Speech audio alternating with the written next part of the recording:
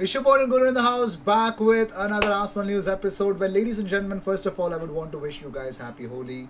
From India, you guys will definitely, I think you guys really probably may not watch the content right now because most of you have actually played Holi, I hope, in their own homes.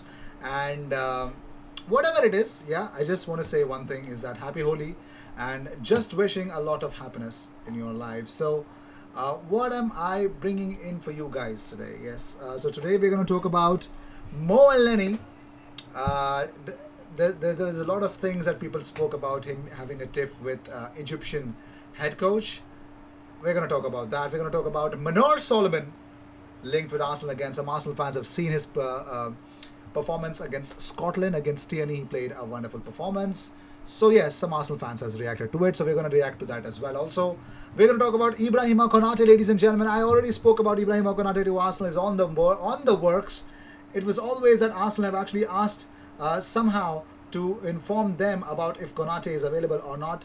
And of course, we're going to discuss about Ibrahima Konate as well. So stay tuned for that and make sure you follow us on our Instagram and Twitter as well, the links of which is in the description. So you'll find the funniest part of the content coming on that as well. So without any further ado, let's just jump into the news that we got for you guys. The first thing is that the starting 11 for yesterday, Xhaka started for Switzerland in the World Cup qualifier against Lithuania. You could see Jan Sommer, Widmer, Nico Valverde, Manuel Akanji, Brilembolo, Freuler, Seferovic, Xhaka Vargas, Rodriguez, and Xherdan Shaqiri with the manager, or rather head coach, Vladimir Petkovic.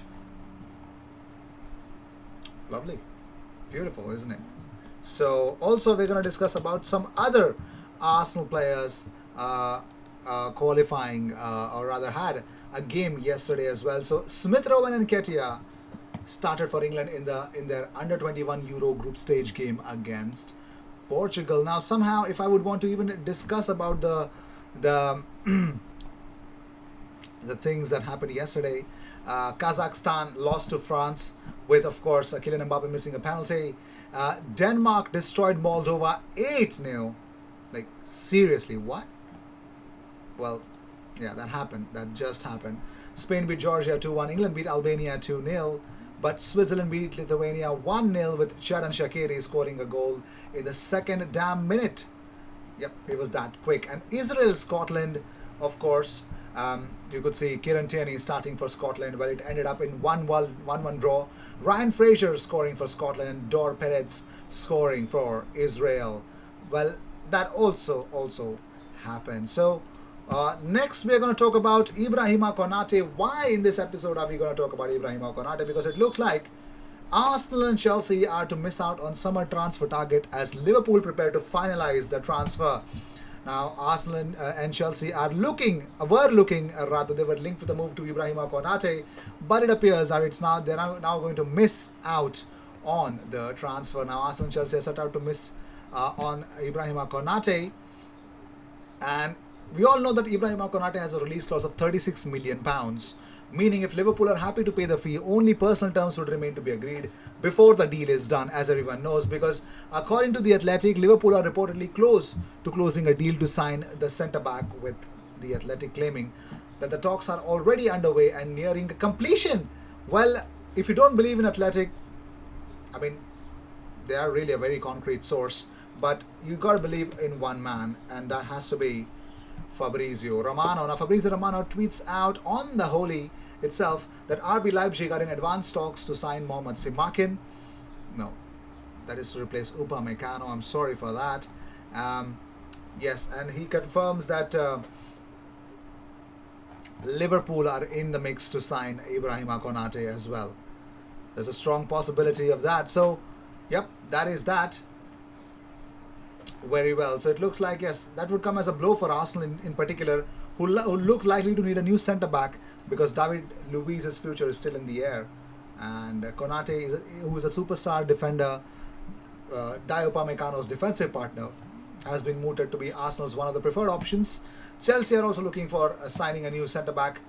So, well, if Liverpool is in, all the best is what I'm going to say. So, talking about Martin Odegaard, as I already mentioned, Nigel Winterburn believed that Signing Odegaard was not a good deal in terms of developing the youngsters in Emil Smith Rowe and Eddie and the other players. There's also one more ex-Arsenal player who agrees with Nigel Winterburn, though. No, I'm sorry, Tony Adams. I'm sorry, it was not Nigel Winterburn.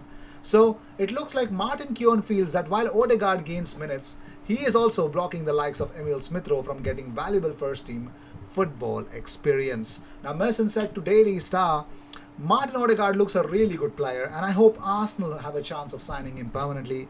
Because if they don't have a chance of making his loan deal permanent next season, why is he playing?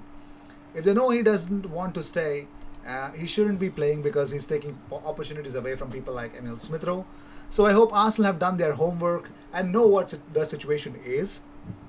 I'd be disappointed if they haven't already made a bid, to be honest. Now, Odegaard's recent performance have really helped Arsenal out to get a result out of some very important games. A draw in the last game in the Premier League as well against West Ham.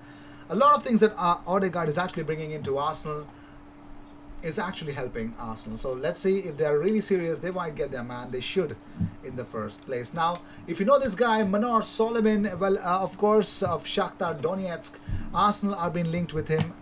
Yep, they were. So Arsenal fans have reacted because he had a very good performance. It was a 1-1 draw against Scotland. So two countries are really sick of the sight of each other, having played so many times in recent years, but neither came out on top last night. Well, of course, but Scotland did claim a point with Ryan Fraser placed in an equalizer, with neither side able to find a winner late on. But someone had a really strong game. Now Solomon, he had 3 shots, recorded 4 key passes and 4 successful dribbles in a superb showing.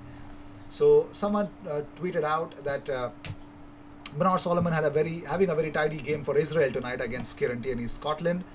Plain to see why Arsenal are keeping tabs. Incredible technique with ball at feet. Another one said, very good man. I'd take him at Arsenal. Another one said, Bernard Solomon has been very impressive so far. Another one said, kid got talent. He's a rough diamond. If we sign him, he will bang on the right wing. Another one said, he's so good, man. He always has a blinder against us. Another one said, Hazard vibes. Another one said, yeah, he's been quality so far. Reminds me of Eden Hazard. Another one said, he's definitely one to watch. His dribbling skill is something else. Another one said, no wonder Edu wants him in the carpet. Baller. Another one said, Solomon looks a bit tasty. Apparently Arsenal keen. Another one said, Solomon would be a very smart buy for us depending on the price. Not gonna lie. Solomon assists versus Scotland. Oh, we're cooking. So people are really wanting Manor Solomon to Arsenal to happen, ladies and gentlemen. Let me know in the comments. Do you guys believe in that? If not, just check out his performance against Scotland. Moving on, so Arsenal youngster Daniel Ballard had a solid display for Northern Ireland. Fans have reacted to it. A number of fans have taken to Twitter to comment on Daniel Ballard's display as the Arsenal youngster produced a superb performance for Northern Ireland on Sunday.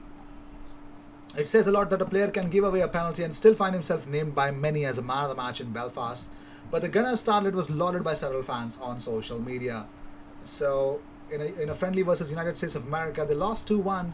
But here are the reactions that came. He says, man of the match, Daniel Ballard. Anyone with a set of eyes can see that that wasn't a penalty.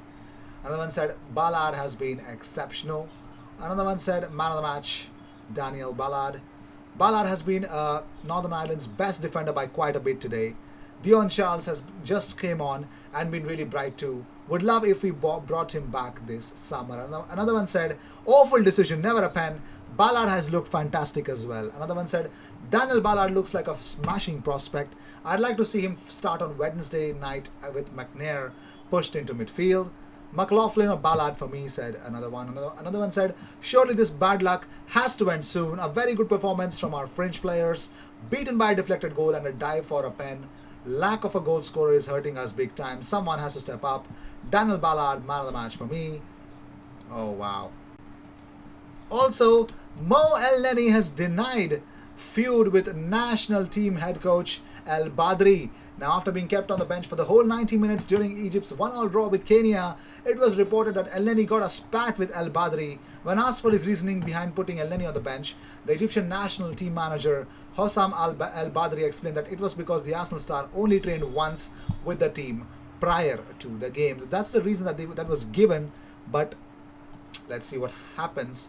Well, according to on-time sports TV pundit Ibrahim Fayak, the Arsenal man accepted the decision accepted the decision and has never had any problems with El Badri. He says, I received a phone call from El Neni. It was long and contained many details. He asked that I broadcast everything that was said, given that he must respond. So yes, ladies and gentlemen, it looks like Mo El Neni is not having a tiff with his manager at all. Shut up, people who are actually spewing venom against him. So with this, we end this episode. Thank you so much for tuning in. If you seek daily Arsenal content, best place to be. Consider subscribing. I will see you in the next one. Until then, cheers.